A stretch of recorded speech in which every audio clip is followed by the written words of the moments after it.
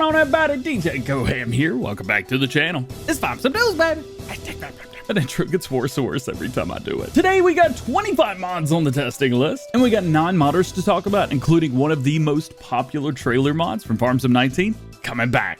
Let's check it out. Starting off today with the mods in testing right now, and the list has shrunk significantly since last week with only 25 mods on the list right now. We got 11 in stage 1 and 14 in stage 2.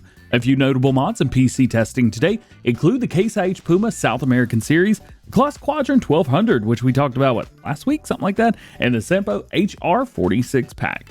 Some notable mods in console testing today includes Just a Shed, the New Holland T8 US, and the Voucher Pack, still in testing. With all that being said, we still have 132 mods sitting waiting to be tested, with the current average waiting time newly submitted mods at 3 work days. Today we've got a progress update on the Michigan map from Taylor Farms for all platforms, and we got some great news for you guys. The current ETA for the map to be sent off for the first round of testing is less than a month away right now, so like 4 weeks or less. There's still a few things left to do though, like adding the traffic spline and parked cars, adding the AI spline for pedestrians, road lights, snow mask layer, and of course, the playtest. However, a lot has already been done and the map is going to feature some pretty cool stuff.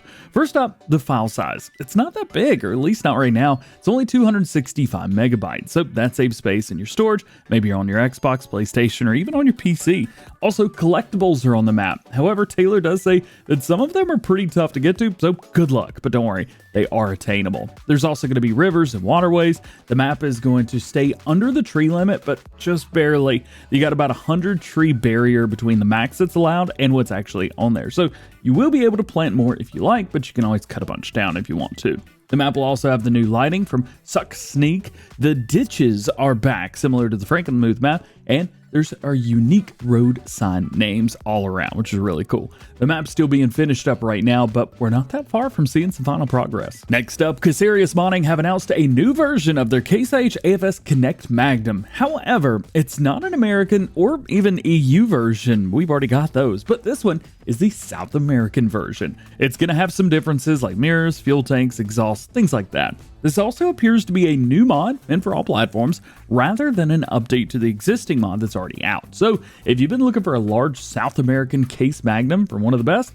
well, it's on its way. Still early on the progress though. More red tractor news from Carl Farms. His Case IH AFS Connect Steigers are still going in and out of testing with Giants for all platforms, and will likely have another round of testing to go through to get them finally released. But while we wait, he's got something new for us. The Lizard Superior End Dump, formerly known as the West EP End Dump pack that we had back in Farm Sim 19 for all platforms, and they're doing it again for everybody, and he says it is the most requested mod to bring back to Farming Simulator. This is going to be a new model allowing for many different customization options and will be quote-unquote superior to the Farm Sim 19 version, hence the name. Right now, he's only working on the 48-foot version, and once that's finished, he will be doing the other shorter versions as well. Currently, we do have a few options and ideas of what to expect. It's going to have a capacity between 79,000 liters and 97,000 liters realistically. However, there will also be a 500,000 liter unrealistic version, as long as Giants approve it, of course.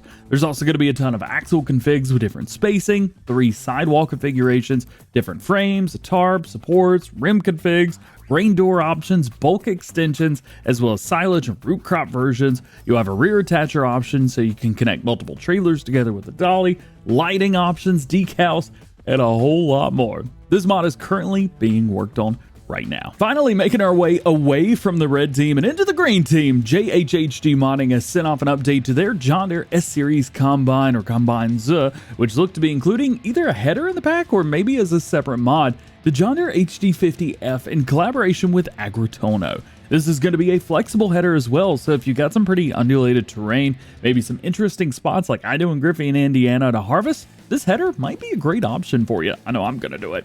The Combine R update is already with Giants awaiting testing. However, it does kind of look like the header's being worked on right now and not part of the pack. Either way, I will bring you guys more information once it is officially announced. We got another new semi-truck being worked on right now, but still in super early stages. It is based on the Mercedes-Benz Actros 2014 and is from Massive Modding, who's also brought us the 114 and 124 G series trucks. Those are already on ModHub for all platforms, and they intend to bring this to all platforms as well. However, the project, as I said, is still in the very early stages, as you can see from these screenshots. I'll keep you guys updated on the progress as things move forward. A-Dub Modding's got a few things for us today, starting with a big update to his IBC and Pallet stack mod, adding color to at least the silage bales with some new colors. Very cool. We also get to see his Lizard T127 round bale autoloader. This used to be branded as Ursus, however, that company appears to have gone bankrupt, or so he says, so he's making it a Lizard to avoid any issues. That being said, we are still getting like 1 meter Ursus plows every week on ModHub, so there's that. A-Dub, you're probably fine, but he does say the Giants are not accepting Ursus mods anymore, so we'll just have to wait and see. No matter, this is just one more mod that he's still working on right now for all platforms that we should see soon. Pascal Counts also has some updates on a few of their mods today, starting with the Jungheinrich ERE-120, which has been resubmitted for testing. This is the forklift that we talked about a few weeks ago that only worked with the custom pallets, and I talked about saying, well, maybe that wouldn't work so well. Well, it looks like it did fail testing, as it didn't work with the base game pallets at all. So Pascal has changed it up so that it does. However, now the front wheels aren't there anymore. As you can see here, those aren't really there anymore, but they're under the main part of the machine. That way it can pick up these new pallets, or to say new, these new Farming Simulator 22 pallets, because they've got an interesting collision, so they say. Even though these pallets are completely open on the bottom and accommodate everything else, not this. So only wheels under the machine. It weighs more than it used to as well, so that it can stay balanced. Slightly confused. You may hear it from me, but I'm sure it's going to make a lot more sense once we see it on the Mod Hub. And one that's a little bit more straightforward is an update that they've already got with Giants, the Hay Squeezer.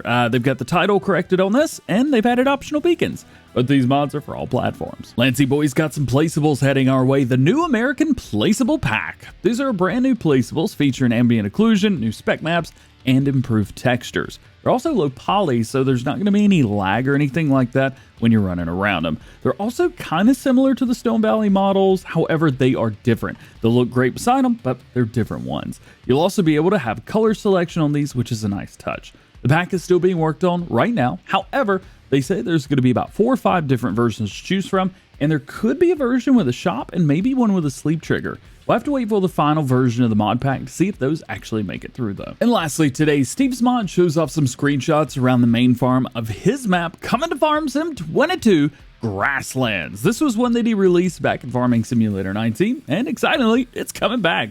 You can see the cow and pig area as well as farm buildings and sheds that make up the long, narrow main farm. I love this idea. This was a favorite of a lot of players back in Farm Sim 19, and I'm really excited to see it coming back. Just like I was excited to see the self-aware segue to the outro coming back. Do you know how hard it is to keep awkward segues locked inside for 72 hours?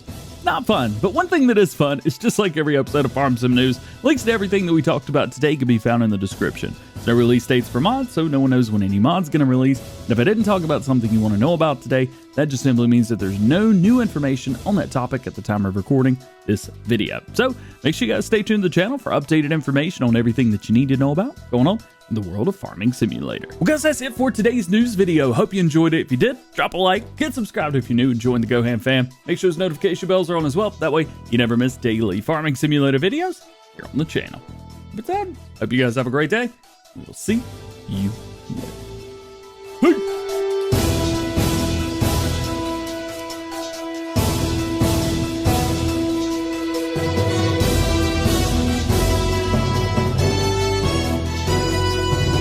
You might remember last week I tried to cut out caffeine, but Thursday I had really bad withdrawals. So a little bit of caffeine this morning never hurt.